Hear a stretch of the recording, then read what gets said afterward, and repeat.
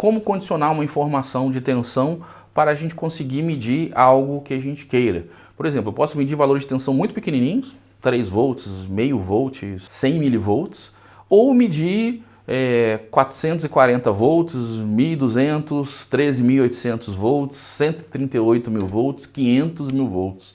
Então, o desafio de medir tensão está em condicionar a informação para que eu consiga ler através de um instrumento. Então, vocês vão ver que existem diversas formas de fazer isso aí. E as diversas formas de fazer essa transformação do sinal de tensão, respeitando a forma de onda, respeitando a frequência, respeitando a fase do sinal senoidal, por exemplo, através de divisor resistivo é uma delas, sensor de efeito Hall é outra, transformador de potencial indutivo e capacitivo, e cada um deles com a sua aplicação. Os mais comuns deles é o TPI, que é o transformador de potencial indutivo, que é o mais barato e o mais aplicado para sistemas de média e alta tensão. Vamos começar do básico, né, do mais simplesinho ali, para medir sinais de baixa intensidade, né? Por exemplo, o sensor Hall.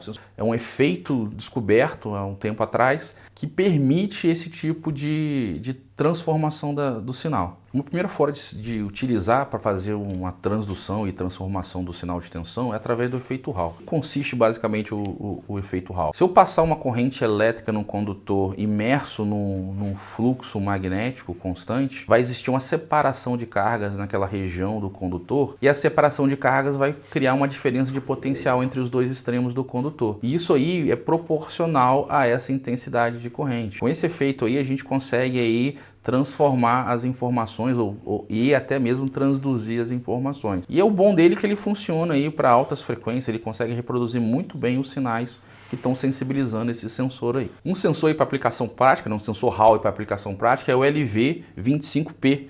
Como é que esse cara funciona? Basicamente ali ele vai fazer uma amplificação do sinal de corrente na entrada dele em 2,5 vezes. E aí, o que eu preciso fazer? Colocar um resistor em série com esse canal, que ao aplicar uma certa tensão, vai passar uma corrente. Essa corrente vai ser amplificada no secundário desse carinha aí, na saída desse sensor. E essa corrente vai passar em outro resistor, que devido à passagem da corrente no resistor, vai aparecer uma outra tensão na saída. E aí, essa proporção aí vai fazer a transformação do sinal de tensão que eu estou medindo. Por exemplo, esse cara que eu falei, o canal de entrada dele aguenta uma corrente de nominal aí de 10 mA. E aí, naturalmente, se tiver 10 mA na entrada, vai sair 2,5 vezes no secundário dele ali, 25 mA.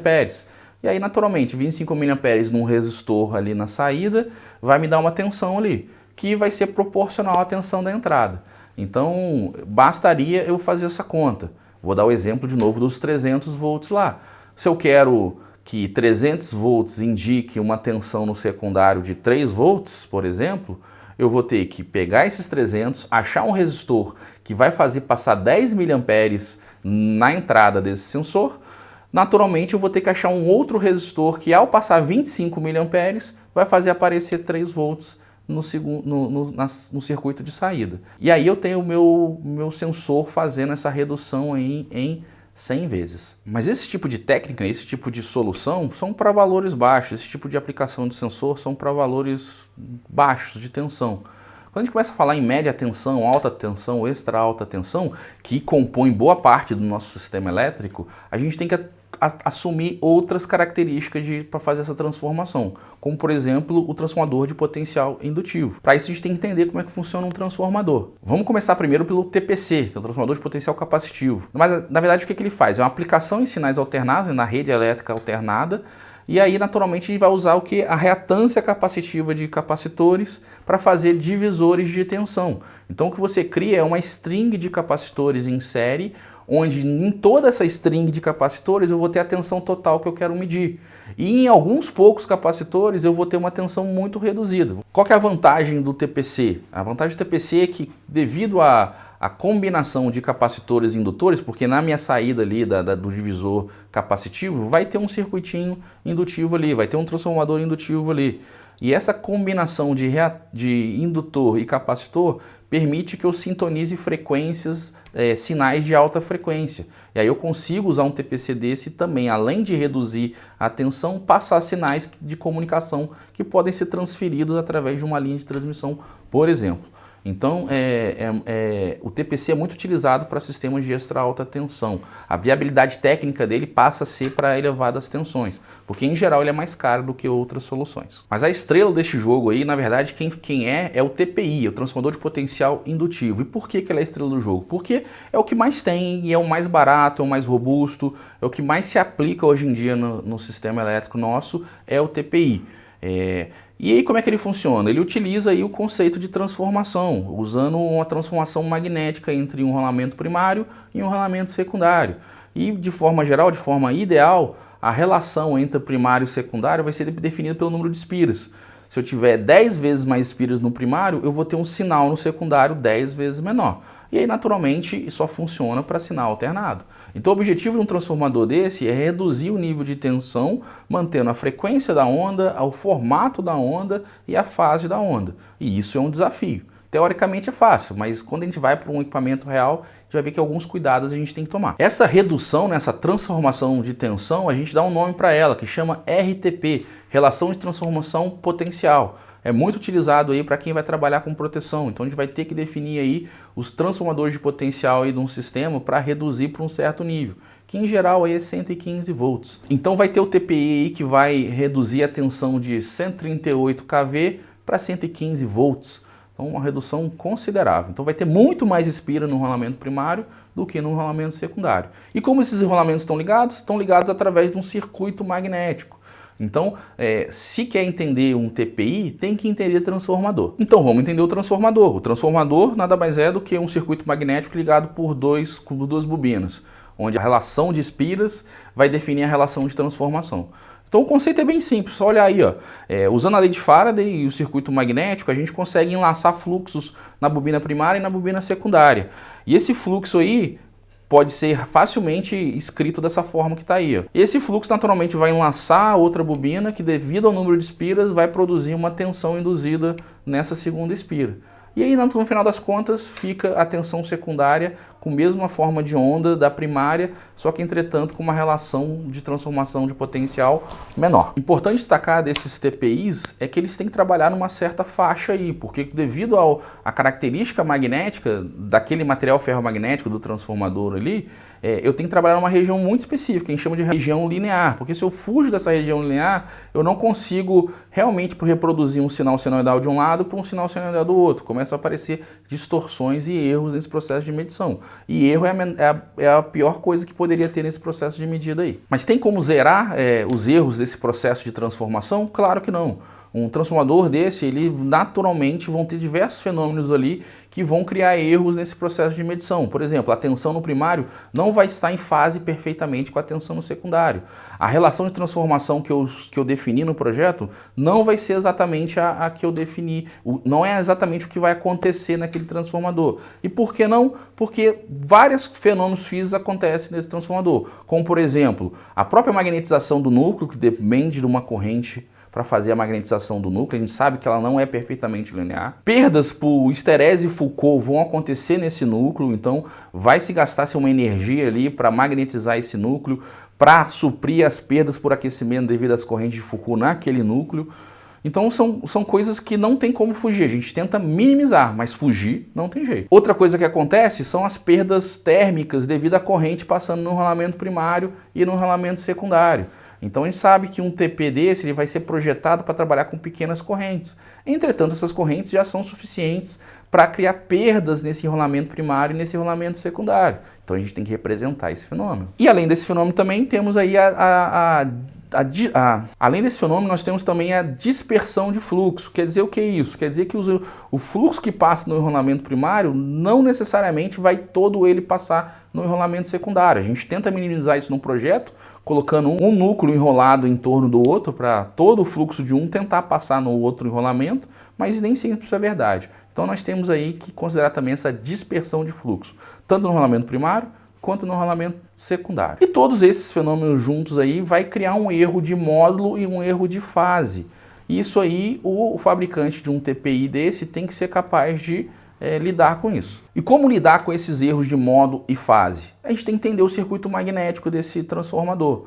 Então a gente vê que o fasor de tensão no secundário, pensando numa relação 1 para 1, vai ser diferente do fasor de tensão no primário. Por quê? Porque, como eu falei, vão existir quedas de tensão ao longo de todo esse processo. E aí o fabricante de um TPI desse, ele tem que informar para a gente como isso acontece no equipamento dele. E aí a placa de um TPI desse tem diversas informações. Por exemplo, a tensão primária nominal, tensão secundária nominal, o nível de isolamento que esse cara tem que suportar, a frequência nominal que esse cara tem que trabalhar, a carga nominal no secundário desse. A gente sabe quanto mais carga tiver no secundário de um TP desse, maiores vão ser as correntes nos enrolamentos, maiores vão ser as quedas de tensão, maiores vão ser os erros. E principalmente, para a gente deixar claro aí como retratar, como o fabricante informa para a gente esses erros, é a classe de exatidão desse TP. Então, resumindo, a gente tem aí a listinha aí aparecendo: tensão primária nominal, relação nominal, nível de isolamento, frequência nominal, carga nominal, classe de exatidão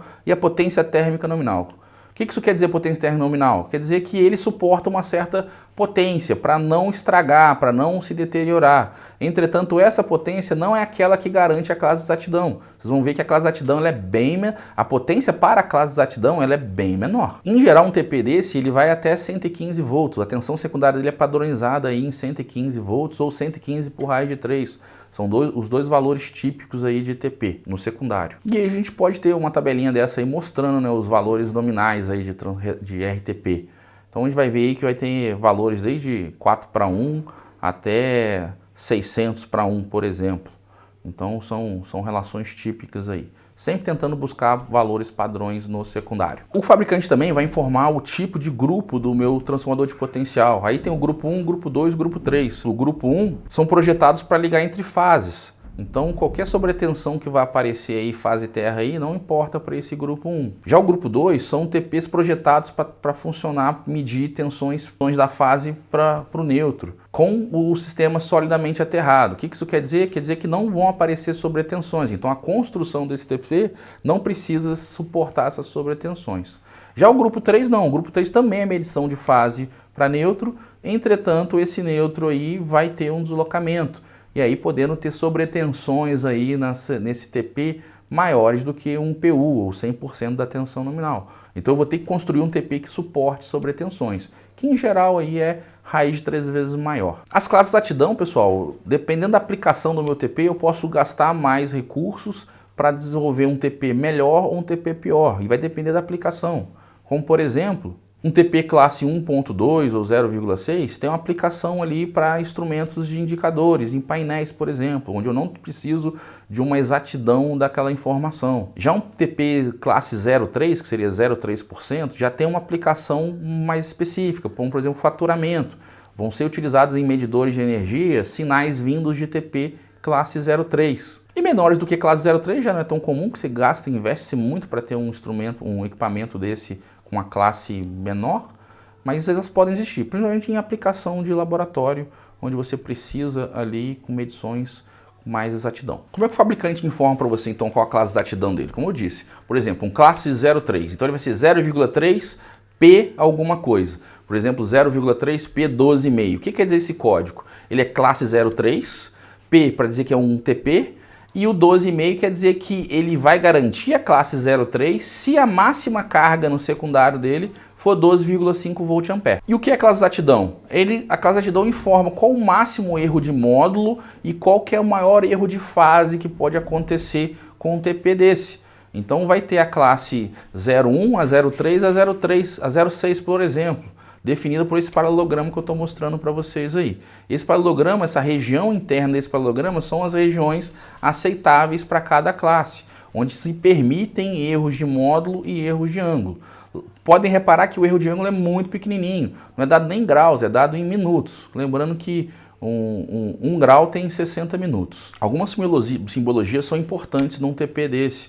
Por exemplo, mostrar aí o tipo de construção dele, se ele tem um enrolamento primário, um enrolamento secundário, se ele tem derivação em algum dos enrolamentos primário ou secundário ou ambos, se ele tem mais do que um enrolamento no primário ou no secundário, ou seja, o próprio fabricante informa esse tipo de coisa. E aí alguns padrões são seguidos, por exemplo, 2 pontos, né, sinaliza aí a relação nominal do TP, por exemplo, 120:1. O traço representa diferentes relações no mesmo TP. O X aí na codificação representa possíveis combinações aí onde eu tenho enrolamentos que eu posso combinar série paralelo no TP, tanto no primário quanto no secundário. E o barra define aí as possíveis relações de transformação considerando derivações no próprio enrolamento. Fica óbvio, né, que um TP desse ele foi projetado para pequenas cargas no secundário dele. E o que vai ser carga de um TP? Em geral, a carga de um TP são voltímetros. E a gente sabe que a carga do voltímetro é muito pequena. O consumo de energia do voltímetro é muito pequeno, como eu já expliquei. A gente tem que projetar os voltímetros para consumir a menor quantidade de energia possível do sistema onde ele está inserido. Então é isso aí, pessoal. Era a introdução que eu queria fazer com vocês aí sobre voltímetros. E aí, até a próxima. Vou falar para vocês aí de amperímetros.